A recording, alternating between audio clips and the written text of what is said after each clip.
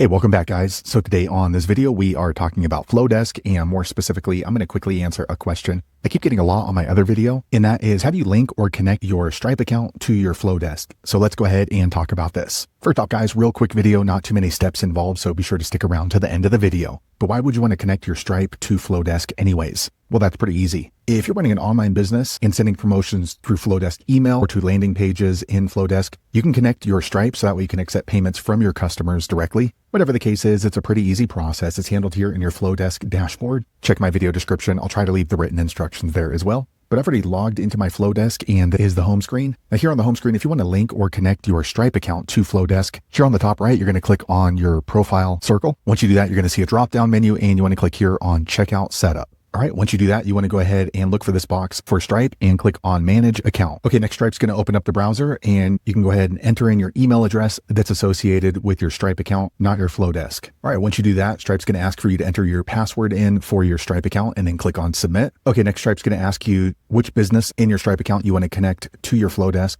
So go ahead and choose which one. If you want to create a new business, you can choose there. For me, I'm going to go ahead and choose this one. Okay, next Stripe's going to show your business information. So just scroll through it, make sure it all looks correct. If so, click on Agree and Submit. All right, a quick second page refreshes back into my Flodesk. Now you can see above the Stripe name, a green bar that says connected. So now I can go ahead and start accepting payments through my Flodesk. So there you have it, guys. If you're wondering how to link or connect your Stripe account to your Flodesk, that's the easiest way I know how to do it. If you know an easier way, be sure to leave a comment below. Let the rest of us know how you did it. Hopefully you found that video useful. If so, click thumbs up or maybe consider subscribing to my channel, and I hope to see you on the next video. Thanks again for watching.